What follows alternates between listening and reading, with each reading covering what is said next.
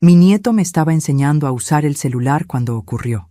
Él tenía esa paciencia dulce que solo los jóvenes pueden tener con los viejos, y yo, con mis dedos torpes, intentaba entender cómo funcionaba ese aparato que para mí siempre había sido un misterio. «Mira, abuela», me dijo Emilio, «aquí están los mensajes y aquí las fotos. No toques eso, que son conversaciones viejas». Pero mis ojos curiosos, mis manos impacientes, hicieron exactamente lo contrario de lo que él me dijo. Toqué donde no debía, y en la pantalla apareció un nombre que me paralizó el alma. Laura, mi hija. Mi niña desaparecida hacía 4 años. El corazón me dio un vuelco. El teléfono temblaba entre mis manos. No era posible. Ese número había sido desconectado después de su desaparición, y sin embargo, ahí estaba, su nombre, su foto, y un último mensaje sin leer. Por un segundo creí que era un error del teléfono, una confusión de esas que tienen las máquinas. Pero el corazón me decía otra cosa. Ese mensaje me estaba esperando, y que yo lo encontrara no era casualidad. «Abuela, ¿estás bien?», preguntó Emilio, notando mi rostro pálido. «Sí, hijo, sí, solo déjame un momento, por favor». Me quedé sola, con el teléfono en las manos, mirando esa pantalla que parecía mirarme a mí. Pero antes de continuar, quiero hacerte una invitación muy especial. Suscríbete al canal y deja tu me gusta. Esto me ayuda a ver que me apoyas y disfrutas de mis historias. Y comenta aquí abajo desde qué ciudad nos estás viendo. Ahora, continuemos. Abrí la conversación. El último mensaje enviado por mi hija era de la madrugada del 15 de agosto de 2019. Exactamente la noche en que desapareció. El destinatario, Marta, mi nuera, la esposa de mi hijo Raúl. Mi corazón empezó a latir con fuerza. Había algo en esas letras, en ese silencio digital que me oprimía el pecho. El mensaje decía: «Marta, ya no puedo seguir callando. Mañana lo sabrá todo. No me importa lo que pase, pero necesito que me mires a los ojos antes de negarlo». Nada más, ni una respuesta, solo ese texto, y debajo el pequeño aviso que decía: «Mensaje enviado, no leído». Sentí un escalofrío recorrerme de pies a cabeza. El teléfono se me resbaló de las manos y cayó al suelo. El golpe hizo eco en toda la casa, como si el pasado entero hubiera despertado de golpe. Me incliné, lo recogí temblando. El mensaje seguía allí, inmutable, con esa fecha maldita que jamás logré olvidar. Mi respiración se hizo corta, mis ojos se llenaron de lágrimas. No entendía por qué mi hija le había escrito a Marta esa noche. Ellas no se hablaban desde hacía semanas. Recordé los días antes de su desaparición. Laura estaba inquieta, alterada. A veces la veía llorar en silencio, escondiendo algo. Le preguntaba qué pasaba, y ella solo me respondía: «No te preocupes, mamá. Pronto todo se resolverá». ¿Resolver qué? ¿De qué hablaba? Y ahora, 4 años después, ese mensaje me traía de vuelta todas esas preguntas, solo que esta vez con un nuevo destinatario, mi nuera. Tragué saliva, intentando calmarme. Abrí la galería del teléfono, buscando algo más, alguna pista. Y allí, entre las fotos antiguas, vi algo que me heló la sangre, una imagen que no recordaba haber tomado. Laura, sonriendo frente al espejo, con una mano sobre el vientre, y un texto escrito sobre la foto: 5 semanas. Nadie lo sabe todavía. Cerré los ojos, sentí un mareo, una punzada en el pecho. 5 semanas. ¿Podía ser lo que pensaba?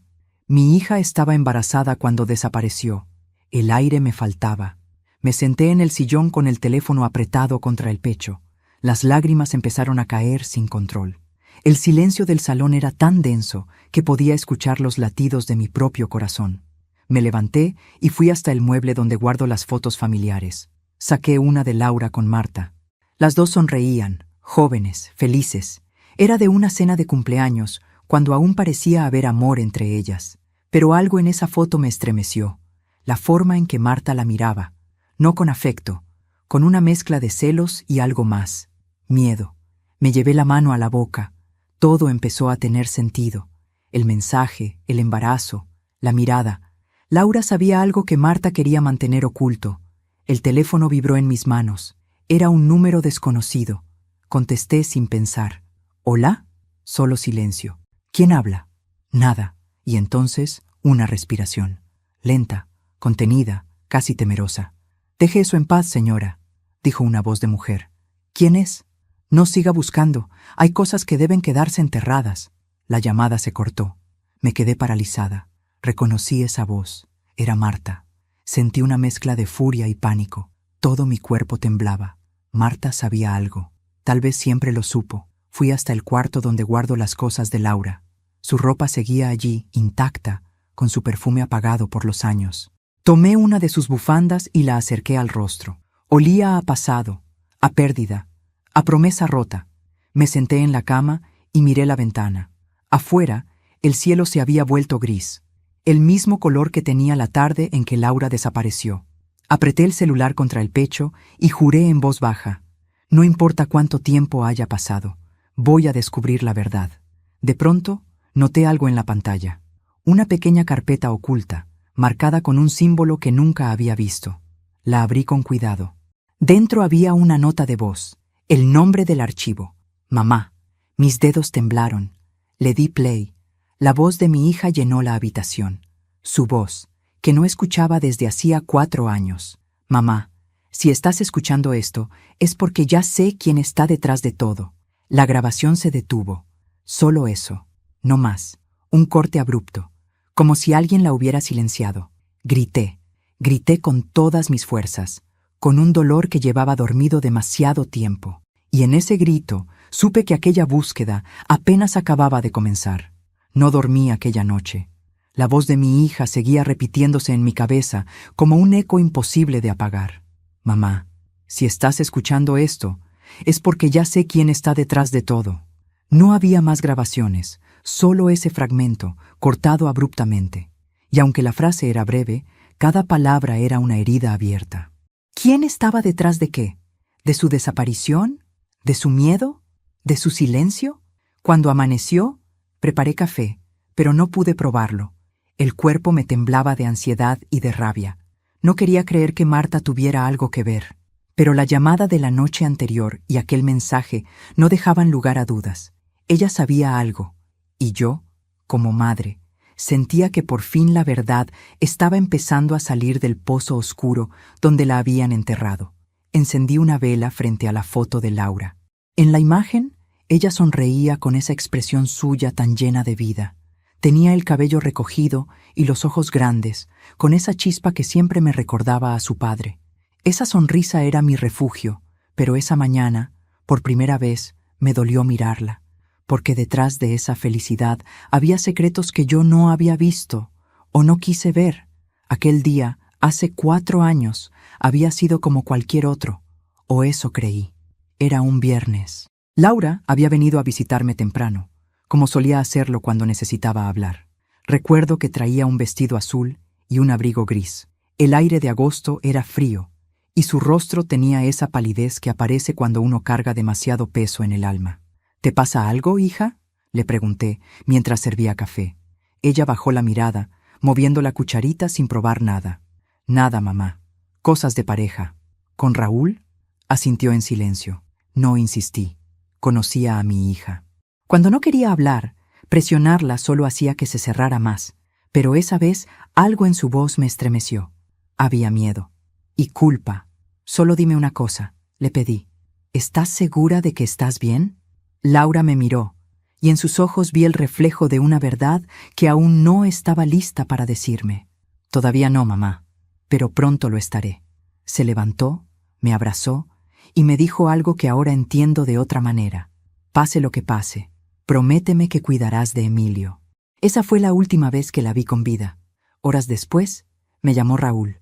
Mamá, ¿Laura está contigo?, me preguntó, con un tono de nerviosismo extraño. No, salió hace rato. ¿Por qué? No ha llegado a casa. ¿Qué dices? Salió a comprar algo al centro y no volvió. Recuerdo que dejé caer el teléfono. El corazón me latía tan fuerte que apenas podía respirar. Salí a la calle. Recorrí el vecindario. Llamé a todos los hospitales, a la policía, a sus amigas. Nadie sabía nada. Laura se había desvanecido, como si el aire la hubiera borrado del mundo. Durante los primeros días, la desesperación me sostuvo. Fui a cada estación de autobuses, a cada esquina, pegué carteles con su foto. La policía no encontraba pistas. Y Raúl actuaba como si todo fuera una simple confusión. Tal vez se fue por su cuenta, decía. ¿Sabes cómo es tu hija? Impulsiva. Mi hija no se iría sin decirme nada, le gritaba entre lágrimas. Él solo bajaba la cabeza y se marchaba. Marta, por su parte, apenas me miraba. Su rostro siempre serio, siempre distante. No parecía triste, parecía nerviosa. Un día, semanas después, fui a su casa para recoger las cosas de Laura. Marta no quería dejarme entrar. Todavía no estoy lista para ver todo eso, dijo. Me duele. Pero su voz no tenía ni una gota de emoción, solo frialdad. Recuerdo haber visto algo raro en su sala. Una caja cerrada, con el nombre de Laura escrito en marcador negro. ¿Qué hay ahí?, pregunté. Cosas viejas. Quiero verla. No, Alma, no hay nada que te sirva. Esa caja me persiguió en sueños durante años, y ahora, con lo que sabía, con ese mensaje y esa llamada, entendí que allí podía estar parte de la verdad. Esa tarde decidí enfrentarla. Tomé mi abrigo, el teléfono y fui a su casa. Cuando abrí la puerta, me recibió su voz helada. ¿Qué haces aquí? Necesito hablar contigo, Marta. No tengo nada que decirte. Pues yo sí. Puse el celular sobre la mesa. Anoche me llamaste, ¿verdad? Su rostro se tensó. No sé de qué hablas. Claro que sabes. Le mostré el registro de llamadas, su número, su voz. No pudo negarlo. ¿Por qué me dijiste que dejara todo en paz?, pregunté. Porque no quiero verte sufrir más. No mientas. Lo dijiste porque temes que descubra algo. La miré fijamente. Por un instante vi en sus ojos algo parecido al miedo, pero lo disimuló enseguida. Estás confundida, Alma. Estás buscando fantasmas. ¿Fantasmas?, le respondí, con un temblor en la voz. Mi hija no es un fantasma. Es una verdad que ustedes enterraron. Entonces Raúl apareció desde el pasillo. Su rostro estaba desencajado. Mamá, por favor, basta. Basta, dije. Tu hermana te está pidiendo ayuda desde el silencio y tú me dices basta. Raúl intentó calmarme, pero en sus ojos vi algo que nunca había notado. Culpa. Una sombra pesada, espesa, que lo delataba sin decir palabra. Me marché antes de perder el control.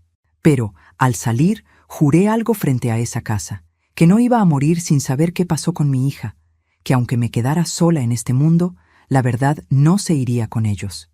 Esa noche, mientras intentaba dormir, sonó una notificación en el celular. Era un número sin nombre, con un mensaje corto. Si quieres respuestas, busca en lo que ella guardaba para ti.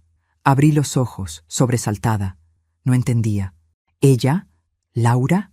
Corrí al armario, donde guardaba una caja de recuerdos que mi hija me había dejado una semana antes de desaparecer. Siempre la había tenido cerrada, sin atreverme a abrirla. La tomé con manos temblorosas. Adentro había cartas, fotografías y un cuaderno azul. En la primera página, una frase escrita con su letra: «No confíes en nadie, mamá, ni siquiera en ellos». Sentí el corazón romperse. Ellos. ¿A quiénes se refería? ¿A Raúl? ¿A Marta? ¿A ambos? El miedo se transformó en determinación. Miré la foto de Laura sobre el escritorio y susurré: «Te prometo que esta vez sí te escucharé, hija, hasta el final». Abrí el cuaderno azul de Laura con manos temblorosas. Las hojas estaban amarillentas, llenas de garabatos, frases inconclusas, nombres tachados. Era un diario, aunque no lo había llamado así. La primera línea me heló la sangre. El amor puede ser el peor enemigo cuando se disfraza de confianza. Pasé las páginas una a una. Allí estaba la vida que mi hija nunca me contó. Los días felices, los miedos, los secretos. Había fragmentos de frases que parecían escritos con desesperación. Marta dice que me comprende, pero me mira como si quisiera quitarme algo. Raúl ya no me toca, ya no me mira igual. Siento que en esta casa hay algo que no encaja, y temo ser yo. Cada palabra era una aguja. Por momentos tenía que cerrar el cuaderno, respirar hondo, volver a reunir valor y continuar. Hasta que llegué a una página doblada, oculta entre otras. Allí, en tinta azul, había una carta con fecha del 14 de agosto. un día antes de su desaparición, y el destinatario me hizo contener el aliento. Para Marta. No sé si esto es amor o castigo. No sé si fuiste mi amiga o mi verdugo, pero ya no puedo cargar con esta mentira. Si Raúl supiera lo que pasó entre nosotras, no sé qué haría. No puedo vivir con esta culpa. Mañana se lo diré todo. Solté la carta. Sentí el corazón golpearme el pecho como si quisiera huir. ¿Entre ellas había ocurrido algo más de lo que imaginaba? ¿Amor? ¿Traición? ¿Celos? La palabra entre nosotras retumbaba en mi cabeza. Mi hija y mi nuera. Me cubrí la boca con las manos. No quería creerlo, pero las piezas empezaban a encajar. El mensaje que Laura le envió a Marta aquella madrugada no era una simple advertencia, era una confesión, y tal vez su sentencia. Me quedé mirando el cuaderno largo rato, intentando procesar lo que acababa de descubrir. Luego seguí leyendo. Más adelante, Laura había escrito otra frase. Si mañana no vuelvo, será porque el amor me mató. Esa línea me hizo llorar como no lo hacía desde el día que desapareció. El amor la había destruido, y ahora yo debía descubrir quién lo usó como arma. Guardé el cuaderno con cuidado, lo envolví en un pañuelo y lo escondí en mi bolso. Sabía que no podía dejarlo en casa. Si Marta o Raúl lo encontraban, podrían destruirlo. Mientras tanto, el teléfono volvió a vibrar. Un mensaje, sin remitente. No sigas leyendo lo que no entiendes. Miré alrededor. Las cortinas se movían apenas con el viento, pero sentí una presencia invisible en la casa, como si alguien estuviera observándome. Fui hasta la puerta. La cerré con llave. El miedo se mezclaba con la rabia. ¿Quién se creían que eran para amenazarme? Mi hija estaba muerta, o desaparecida, y yo ya no tenía nada que perder. Decidí ir a la policía con la carta y la grabación. Pero cuando llegué, el comisario me recibió con la misma indiferencia de siempre. Doña Alma, ya le dijimos, sin pruebas concretas no podemos reabrir el caso. ¿Y esto qué es? Le mostré el cuaderno. Él lo hojeó sin interés. No es más que un diario. No hay evidencia de un crimen. Hay una confesión, grité, golpeando el escritorio. Una confesión de emociones, señora, no de delitos. Salí de allí sintiéndome más sola que nunca. El sistema me había abandonado, igual que todos. Si quería respuestas, tendría que encontrarlas por mi cuenta.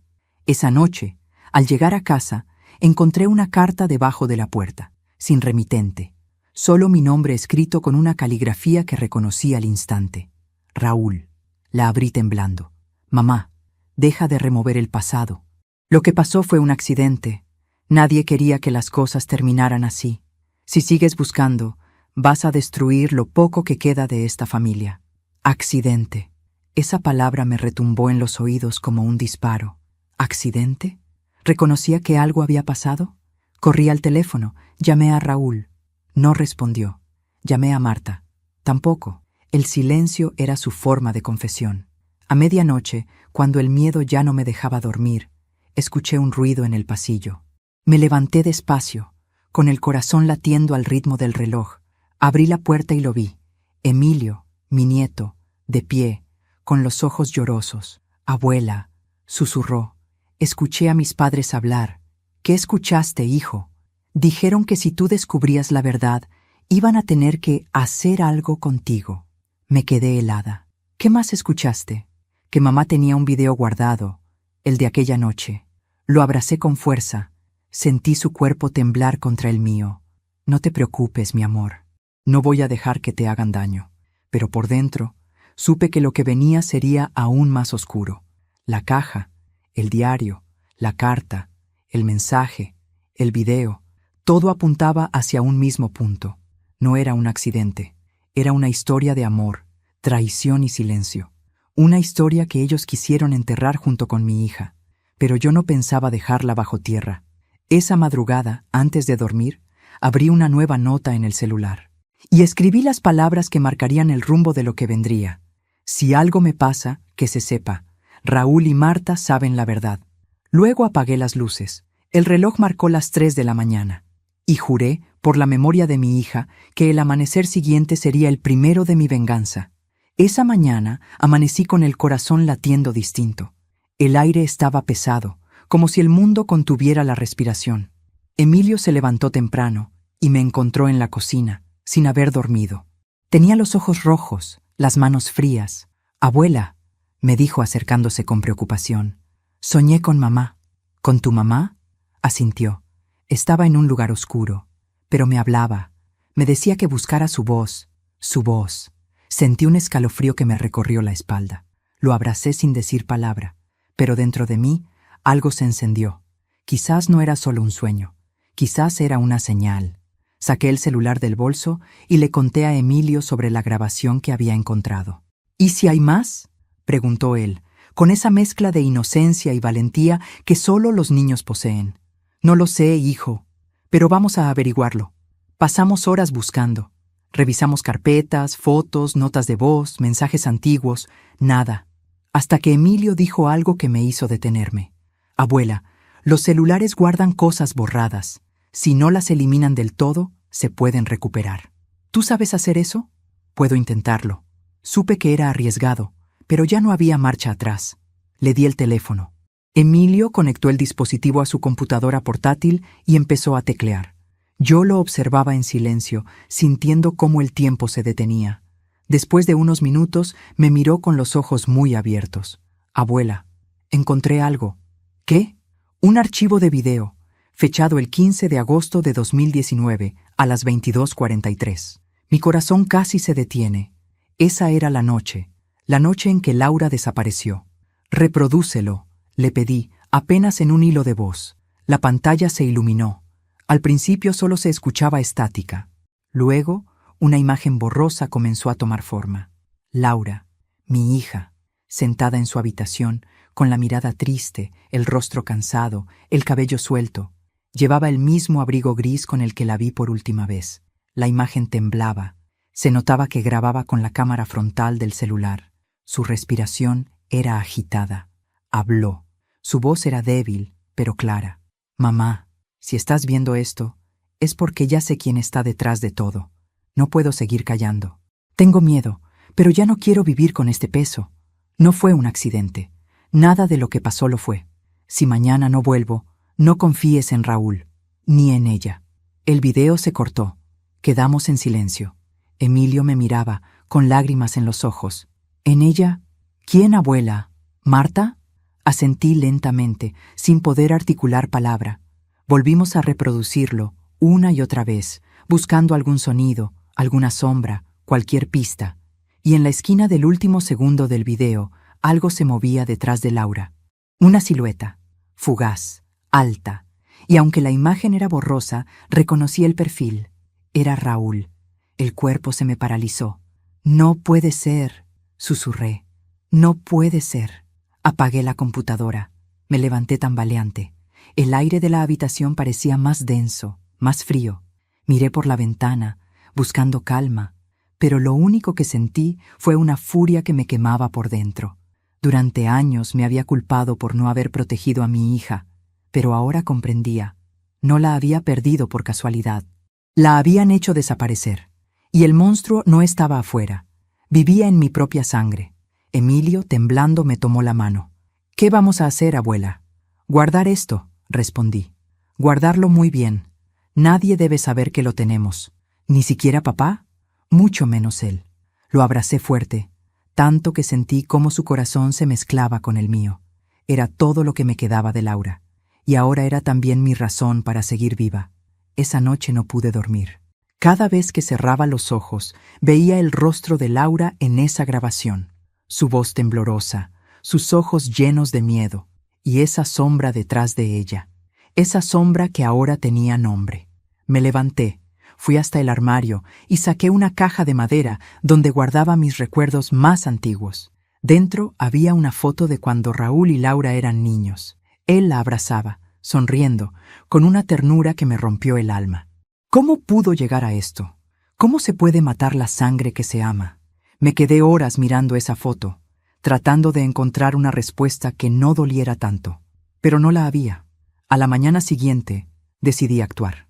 Guardé el video en un pendrive y lo escondí dentro de un libro viejo de la biblioteca. Luego escribí una nota breve y la dejé dentro del mismo libro. Si algo me pasa, busquen en la memoria del teléfono. Allí está la verdad. No sabía aún a quién iba dirigida.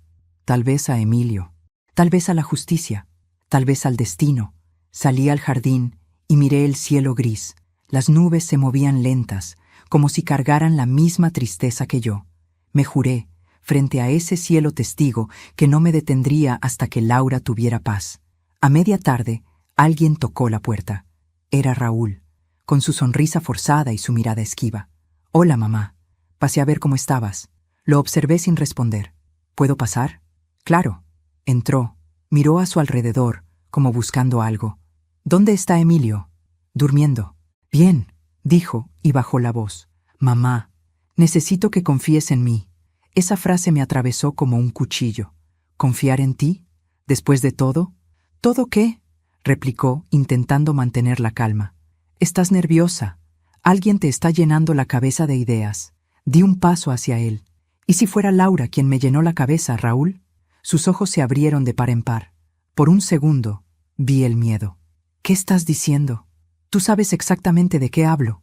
Intentó cambiar de tema, pero su voz tembló. «No sé quién te dijo cosas, pero te juro que estás equivocada». «No me jures nada», le dije con la voz rota.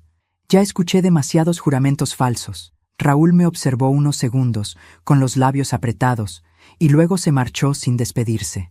Cuando la puerta se cerró, sentí que algo se quebraba definitivamente entre nosotros. Esa noche escribí en mi diario una sola frase. Hoy miré al asesino de mi hija a los ojos, y no me tembló el alma. Sabía que a partir de ese momento ya no era solo una madre buscando respuestas, era una mujer que había perdido el miedo. Y cuando una madre pierde el miedo, el mundo entero debería temblar. No hay noche más larga que aquella en la que uno decide dejar de tener miedo. Esa fue la noche en que entendí que ya no había vuelta atrás. El video lo había cambiado todo. Ya no eran sospechas ni intuiciones, sino una verdad grabada con la voz de mi hija y la sombra del hombre que más amé en este mundo después de ella, mi propio hijo. Pasé el día entero pensando en cómo enfrentarlo. Una parte de mí quería gritarle en la cara, romperlo todo, exigir justicia inmediata. La otra, la que aún conservaba un poco de cordura, sabía que debía ser inteligente. No podía ir a la policía sin pruebas sólidas. El video era valioso, pero podía desaparecer si él sospechaba. Y si algo me había enseñado la vida, era que la venganza sin estrategia solo alimenta al enemigo. Por la tarde, el teléfono sonó. Era Marta. Su voz sonaba tensa, pero no temerosa. «Alma, tenemos que hablar». «¿Ahora te interesa hablar?», le respondí. «Es sobre Raúl». «Entonces, no hay nada que decir. Por favor, solo escúchame. No sabes todo lo que pasó». Su tono me intrigó. Acepté encontrarla en el café del pueblo. Fui sola, dejando a Emilio en casa de una vecina. Marta estaba esperándome en una mesa al fondo, con gafas oscuras, como si el mundo pudiera leerle los secretos en los ojos. No saludó, no sonrió, solo deslizó una carpeta hacia mí. «No debería darte esto», dijo, «pero ya no aguanto más». La abrí. Dentro había documentos, fotos y recibos, muchos con el nombre de Raúl, pagos a una clínica privada, a una mujer que no conocía. Un nombre resaltaba varias veces: Isabel Torres. «¿Quién es?», pregunté. «Era la asistente de tu hija», respondió. «Y, durante un tiempo, también la amante de Raúl». Me quedé helada. «¿Qué estás diciendo?». «Laura lo descubrió. Por eso esa noche discutieron. Por eso desapareció». «¿Y tú cómo sabes eso?», le pregunté, apretando la carpeta. Marta bajó la mirada, porque yo también lo sabía. Y callé. Mi mano tembló. Por un momento quise lanzarle el café encima, pero algo en su voz me detuvo. Marta lloraba. Lloraba de verdad. «Yo no la maté, Alma. Lo juro por mi hijo». Pero ayudé a esconder lo que él hizo. El silencio fue tan profundo que pude escuchar mi propio corazón romperse. Me levanté, tomé la carpeta y la miré con un desprecio que me dolió más a mí que a ella. «No te atrevas a jurar por Emilio. Por favor», susurró. «Él no puede saber la verdad». «Tarde», le respondí. «Ya la sospecha». Me fui sin mirar atrás. El viento afuera era frío, pero por dentro sentía fuego. Ya no tenía dudas. Raúl había sido el culpable, y Marta, su cómplice. Esa noche, Al llegar a casa, me encontré a Emilio despierto, esperándome en el sofá. «Abuela, tengo que decirte algo», me dijo en voz baja. «¿Qué ocurre, hijo?» Escuché a papá hablar por teléfono. Dijo que si tú seguías metiéndote, iba a tener que callarte. El corazón se me detuvo un segundo. ¿Cuándo lo escuchaste? Hoy, cuando vino a buscar unos papeles. ¿Qué más dijo? Que mamá no aguantó la presión y que tú estabas por descubrirlo todo. Lo abracé, temblaba, y yo también. Pero dentro de ese miedo nació una decisión. Si él quería callarme, tendría que enfrentarse al eco de su propio crimen. A la mañana siguiente lo cité en casa.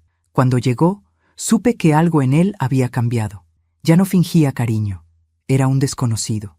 «¿Qué quieres, mamá?», preguntó. «Que me digas la verdad, toda. ¿Otra vez con lo mismo?». Vi el video. Sus ojos se abrieron, pero no de sorpresa, sino de terror. «¿Qué video?». «El de Laura, el que grabó antes de morir». Dio un paso atrás. «No sabes lo que estás diciendo». «Sé exactamente lo que digo. Eso no prueba nada. Prueba que ella te temía. Y que tenía razón». Golpeó la mesa con el puño. «Basta. ¿Te duele la verdad, Raúl? A mí me dolió enterrarla durante 4 años». Hubo un silencio largo. Podía escuchar su respiración entrecortada. Y entonces lo dijo, con un hilo de voz. «Fue un accidente». Esa palabra, otra vez. Accidente. Me ardió en los oídos. «¿La mataste?», pregunté con voz fría. «No, fue una discusión». Ella tropezó, golpeó la cabeza. Yo no supe qué hacer. ¿Y Marta? Me ayudó a esconderlo. Sentí que el suelo desaparecía bajo mis pies. No lloré, no grité. Solo lo miré con un vacío que él no supo sostener. «¿Dónde está?», le pregunté. «No puedo decirlo». Me acerqué despacio. Puse mi mano sobre su mejilla. Él cerró los ojos. Por un instante, pareció mi hijo otra vez. «¿Sabes qué es lo peor de todo, Raúl?», susurré. «Que no me sorprende». Le di la espalda y caminé hacia la puerta. Antes de salir, dije algo que él nunca olvidaría. «Ya no soy tu madre. Soy la madre de la mujer a la que mataste. Y no descansaré hasta que pagues. Pero antes de continuar, dime aquí en los comentarios qué te está pareciendo esta historia hasta ahora y qué harías tú en mi lugar. No te vayas del video, porque lo que viene a continuación te pondrá la piel de gallina. Ahora, continuemos». Cuando cerré la puerta, mis manos temblaban. Sabía que había cruzado el punto sin retorno. Él también lo sabía. Esa noche recibí un mensaje, sin remitente. Solo una frase: «Si hablas, te arrepentirás». No respondí. Solo apagué el teléfono y escribí en mi diario: «No se puede amenazar a quien ya lo perdió todo». Encendí una vela frente a la foto de Laura y prometí que el amanecer siguiente marcaría el principio del fin. Ya no era una madre buscando justicia. Era una madre cavando tumbas. La llamada llegó cuando el sol apenas se escondía detrás de los cerros, tiñendo el cielo de un color sucio, como si el mundo entero supiera que algo malo estaba por suceder. No reconocí el número. La voz, al otro lado, fue breve y mecánica. «Venga a la vieja cantera, camino al río. Hay algo con el nombre de su hija». Colgué y miré el teléfono con las manos que me temblaban. ¿Trampa? ¿Otra burla cruel? Pero ya no me interesaban las bromas. Quería respuestas. Conduje sin rumbo, guiada por una mezcla de rabia y esperanza.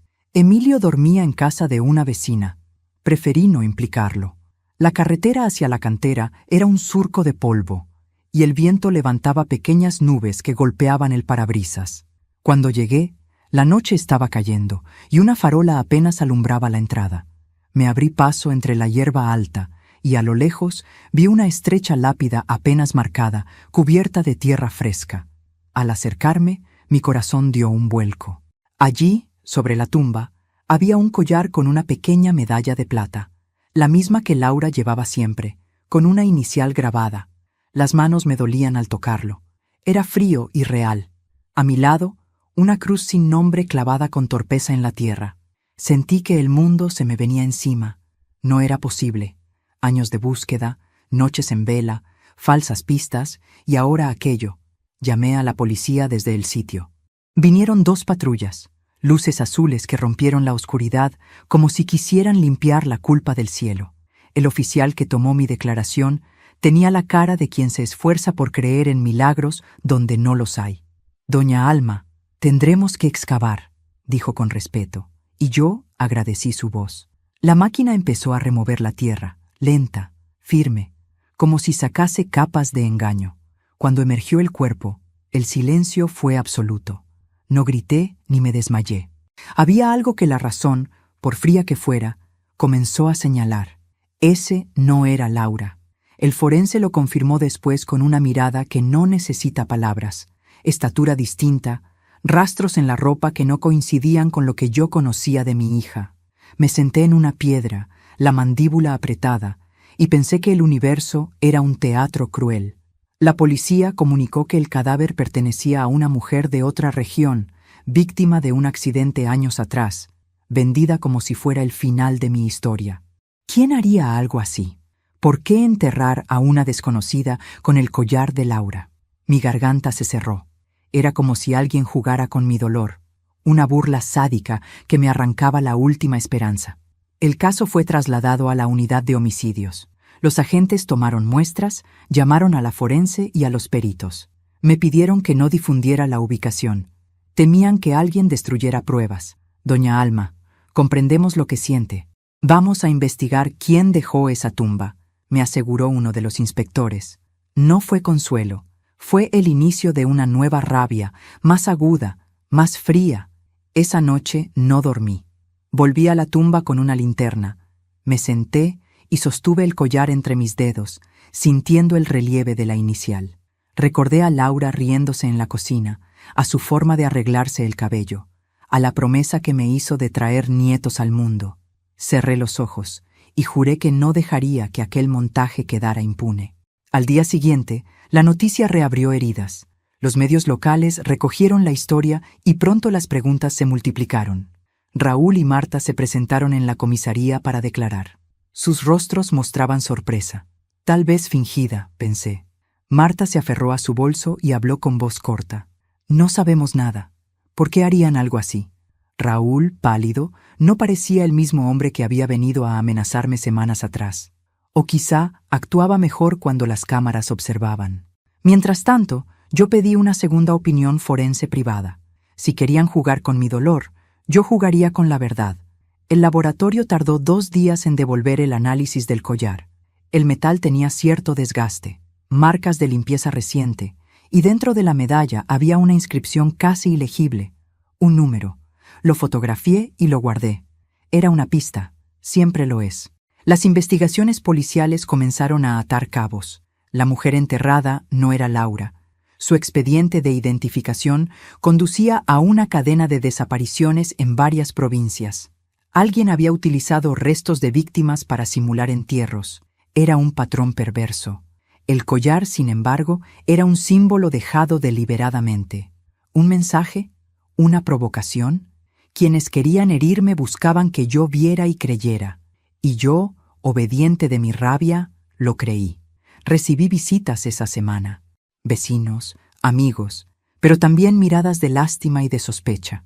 Había quienes murmuraban que mi insistencia en abrir viejas heridas podría traer consecuencias.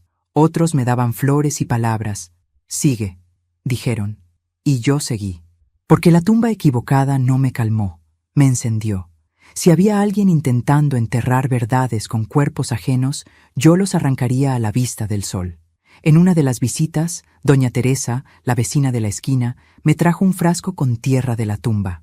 «Alma, no dejes que te engañen», me dijo con voz baja. Le conté del número dentro de la medalla. Ella frunció el ceño y murmuró: «Ese número lo he visto antes en un sobre que vino para la familia hace años. No sé por qué, pero recuerdo esa cifra». Su recuerdo me dio esperanza. Las piezas, aunque torcidas, empezaban a asomar.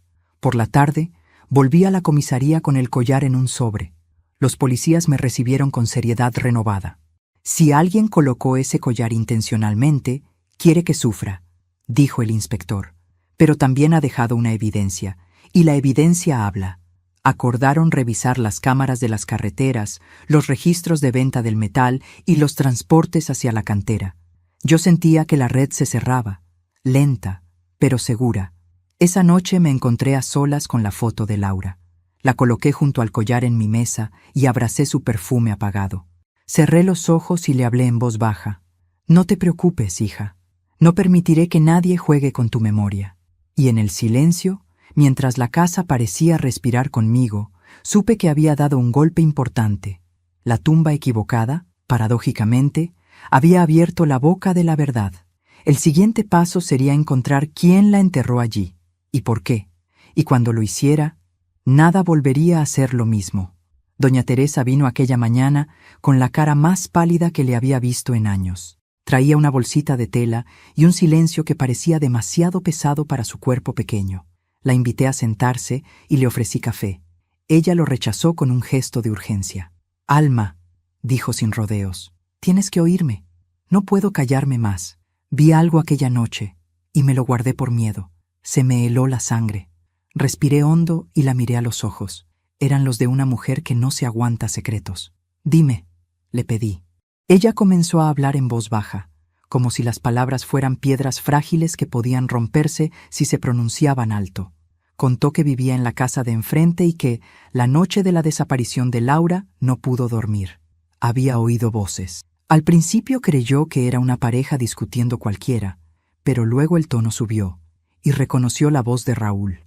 Dijo que discutían en el patio trasero, cerca de la cochera, con luces encendidas a medianoche. Oyó gritos, un golpe seco y después el motor de un coche que arrancó a toda prisa. «Yo no me metí», balbuceó Teresa. «Tenía miedo. Pensé que si hablaba me harían daño, pero ahora no soporto vivir con eso. Le pedí que me llevara al lugar. No quise perder ni un minuto. Tomé a Emilio», le expliqué en voz baja, y fuimos los tres a la casa de la familia.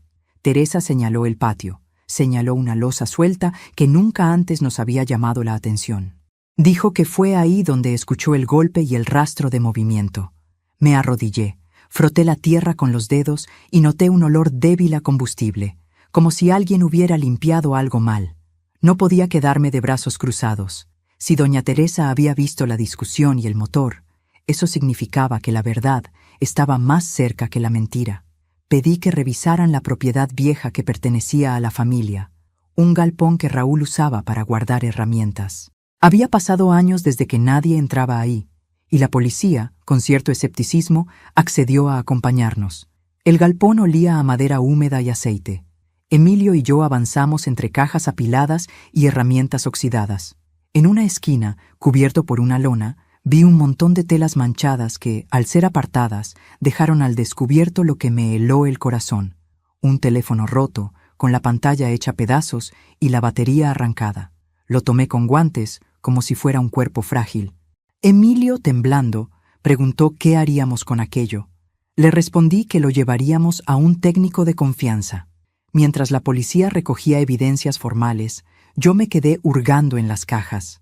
Encontré ropa con manchas que no reconocía, cintas plásticas y un pequeño cuaderno donde alguien había anotado fechas y números telefónicos. Las anotaciones eran toscas, apresuradas. Al hojearlo, apareció una palabra repetida: embarazo. Mis manos se apretaron. El galpón era un calabozo de secretos. Llevamos el teléfono a un técnico amigo de Emilio, uno de esos jóvenes que se creen magos con la electrónica. Prometió intentar recuperar lo que estuviera en memoria. Pasaron horas que se volvieron eternas. En cada minuto, yo sentía cómo el mundo se contraía hasta quedar reducido a la imagen de mi hija en la pantalla rota. Cuando por fin el técnico vino con una memoria USB, su rostro dijo lo que su voz aún no podía. Había algo. Lo conectó a su ordenador y, con cuidado, abrió una carpeta marcada como Backup Audio. Había varios archivos. Emilio y yo nos miramos, agarrados a la mesa como si el suelo no fuera firme. El técnico puso el primero en reproducción. La voz de Laura llenó la habitación, clara esta vez, sin estática. «Si algo me pasa, mamá, no confíes en Raúl». Había añadido algo más, palabras que en el video anterior no se escuchaban. «Él no soporta la vergüenza. Yo…» Le dije que iba a contar. Él me empujó. Marta vio todo. Me ayudó a esconderlo después. No sé cómo, no sé por qué, pero si no vuelvo, no le crean. No le crean a nadie. La grabación terminó con un sollozo ahogado y un ruido de lucha. Luego, silencio.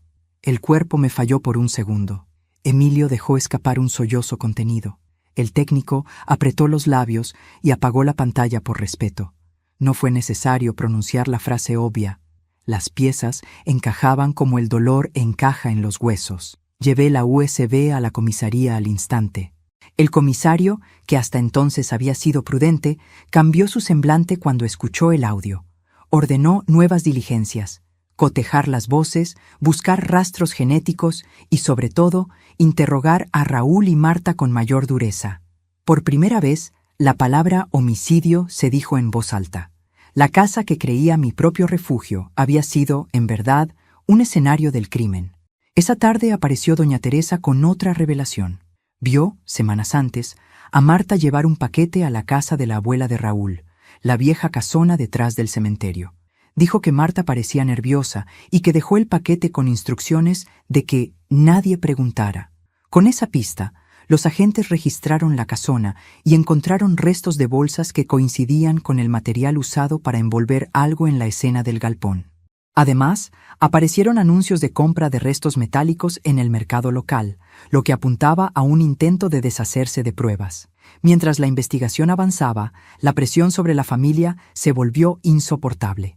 Raúl intentó mantener su postura de inocencia, pero la voz de su mujer en el audio lo había atravesado. En las entrevistas, su mirada se escapaba hacia el suelo. Marta, por su parte, evitaba la mirada de los agentes y hablaba en monosílabos, como si la lengua le pesara. Emilio y yo volvimos a la casa con el corazón acelerado. En el camino, mi nieto me sujetó la mano con fuerza. «Abuela, ¿ya podremos decir su nombre sin miedo?», me preguntó. Sus palabras fueron una daga y un bálsamo. Le prometí que sí, que limpiaríamos su memoria. Esa noche, antes de dormir, recordé todo. La grabación, el collar en la tumba equivocada, las notas del cuaderno, las voces arrancadas del teléfono roto. Las piezas no solo señalaban, gritaban. La verdad enterrada había salido a la superficie vomitando secretos. Pero yo sabía que aún faltaba la última pieza, la confesión completa, la ubicación exacta de lo que convirtió a mi hija en silencio. Me acosté con la certeza de que la mañana siguiente traería una nueva sacudida. La justicia, lenta y torpe, empezaba a caminar en la dirección correcta. Y yo, que había aprendido a perderlo todo, me preparé para acompañarla a cada paso, porque la verdad que ahora conocía ya no era solo mía, era de Laura, y la defendería con cada latido que quedara en mi cuerpo. El amanecer de ese día fue distinto. No sé si el cielo sabía lo que iba a pasar, pero las nubes tenían un brillo que nunca antes había visto, como si incluso Dios se preparara para escuchar la verdad. Me desperté antes que el sol. Herví café, encendí una vela frente a la foto de Laura y me quedé mirando la llama. Era pequeña, pero constante, y pensé, así arde la verdad, aunque intenten apagarla con mentiras. A las 9 de la mañana, el teléfono sonó. Era el comisario. Su voz tenía ese tono que mezcla respeto con urgencia. «Doña Alma, lo logramos». Raúl pidió declarar. Mi corazón se aceleró. ¿Confesó? Aún no. Pero dijo que quiere verla antes. Por un momento dudé. No sabía si tenía fuerzas para mirarlo otra vez. Pero después pensé en mi hija, en su voz quebrada en aquella grabación, en el miedo que cargó sola, y supe que era mi deber. No por venganza, sino por paz. En la comisaría el aire olía a desinfectante y a culpa. Raúl estaba sentado en la sala de interrogatorios, esposado, con la cabeza baja. Parecía más viejo, más pequeño. Cuando entré, levantó la mirada y murmuró: «Mamá». Esa palabra, que durante años había sido un bálsamo, sonó vacía. «No me llames así», le respondí. «No sabes cuánto lo lamento. No llores ahora, Raúl. Llora cuando recuerdes cómo gritó tu hermana». Él cerró los ojos y una lágrima se deslizó por su mejilla. «No fue a propósito», balbuceó. Ella quería contarle a Marta todo. Dijo que no podía vivir con la mentira, que el niño no era mío. Sentí el mundo girar. «¿Qué estás diciendo?», pregunté, con la voz apenas audible. Laura me dijo que ese bebé era de otro hombre, que no podía seguir conmigo. Yo perdí el control. Le grité. Ella tropezó. Cayó. No respiraba. Marta me ayudó a sacarla del lugar. Me juró que se encargaría. Cada palabra era una puñalada. Me aferré a la silla para no caer. ¿Y el cuerpo? Pregunté entre dientes. Raúl rompió a llorar. Marta lo llevó al galpón. Dijo que lo enterraría lejos, pero después volvió sola. Me dijo que ya nadie la encontraría. Hubo un silencio tan grande que pude escuchar mi corazón romperse. El comisario grababa todo. Yo solo lo miraba, sin lágrimas, sin rabia. Ya no quedaba nada de la madre que lo había criado, solo una mujer mirando al asesino de su hija. «Raúl», le dije con calma, «¿sabes qué fue lo último que me pidió Laura antes de morir?» Él negó con la cabeza. «Que cuidara de ti». Su rostro se contrajo de dolor. «No merezco su perdón. Y no lo tendrás, pero tendrás justicia». El comisario se levantó, ordenó a los agentes que lo llevaran. Raúl me miró una última vez. «¿Puedes creerme que fue un accidente?» Lo observé sin pestañear. «No. Pero puedo creer que el castigo te va a alcanzar». Días después, Marta también confesó. Dijo que había ayudado por miedo, que temía que Raúl la involucrara. Reveló que la tumba en la cantera fue idea de él. Un intento de cerrar el caso usando un cuerpo ajeno. Ambos fueron arrestados. El juicio fue rápido, las pruebas irrefutables. El video, el audio, la carta de Laura, la declaración de doña Teresa. Cada pieza encajó como un golpe final. Cuando el juez dictó sentencia, no sentí alegría. Solo una paz extraña, pesada, como cuando el viento se detiene antes de llover. Miré el retrato de mi hija y le susurré: «Ya puedes descansar, mi amor». Esa noche, Emilio se acercó al sillón donde yo estaba sentada. «¿Ahora sí terminó todo, abuela?», preguntó, con esa inocencia que me hacía recordar a Laura cuando era niña. «Sí, hijo», terminó. «¿Y mamá?» «Mamá está en paz». Él asintió, como si lo entendiera sin necesidad de más palabras. Luego me abrazó y me dijo algo que nunca olvidaré. «Ella te escogió a ti para que encontraras la verdad». Sus palabras me hicieron sonreír entre lágrimas. Porque sí, quizás no fui la madre perfecta, pero había cumplido mi promesa. Días después, decidí visitar la tumba verdadera. La encontraron en el mismo terreno donde estaba el galpón, bajo una capa de cemento. Una tumba sin nombre, sin flores. La limpié con mis manos y coloqué sobre ella la medalla de plata que había guardado desde la cantera. El sol se filtraba entre las ramas y el viento movía suavemente los árboles. Por primera vez, no sentí frío. Cerré los ojos y hablé en voz baja. «Ya no hay secretos, hija. Ya no hay miedo». Y entonces, lo juro, escuché su voz, no con los oídos, sino con el alma. «Gracias, mamá. Ahora puedo descansar». Abrí los ojos y la brisa me acarició la mejilla, tibia, suave. Era ella. Y supe que el ciclo estaba completo. Volví a casa con Emilio. Le di el teléfono de su madre. «Guárdalo». No por el dolor, sino por la verdad. «¿Y tú, abuela?», preguntó. «Yo ya no necesito pruebas, solo su recuerdo». Esa noche, antes de dormir, escribí en mi diario las últimas palabras de mi historia. Cuando encontré aquel mensaje en el celular, pensé que el destino me estaba castigando. Pero no, me estaba dando una misión. A veces la verdad duele más que la mentira, pero solo la verdad nos devuelve la paz. Apagué la vela. Y por primera vez en 4 años, dormí sin pesadillas. Desde donde estoy, ya no existe el miedo ni el tiempo. Aquí todo es silencio, pero no un silencio vacío. Es un silencio lleno de verdad. Los días se mezclan con los recuerdos, y las voces que antes dolían ahora son melodías que acarician. Veo a Emilio crecer y reír, y en su sonrisa encuentro mi descanso. Veo a las flores del jardín abrirse cada mañana como si fueran las manos de Laura extendiéndose hacia la vida. Veo mi casa llena de luz, sin sombras ni secretos, y entiendo que al final no viví para sufrir. Viví para revelar. A veces el amor duele tanto que uno cree que se muere con él, pero no. El amor verdadero no muere, cambia de forma. Se convierte en viento, en aroma, en eco. Y ahora yo soy ese eco, murmurando entre los árboles, susurrándole al oído a mi nieto que no olvide jamás quién fue su madre. Perdoné, no por ellos, sino por mí. Porque el perdón no borra lo que pasó, pero limpia la herida para que no siga sangrando eternamente. Y cuando perdoné, sentí que Laura me tomaba de la mano. No dijo nada, solo me guió hacia la luz. Así termina mi historia. Una historia que comenzó con un mensaje en un celular y terminó con una voz que cruzó la eternidad. Cuéntame en los comentarios qué parte de esta historia te llegó más al corazón. Deja tu me gusta si crees que el amor de una madre nunca desaparece.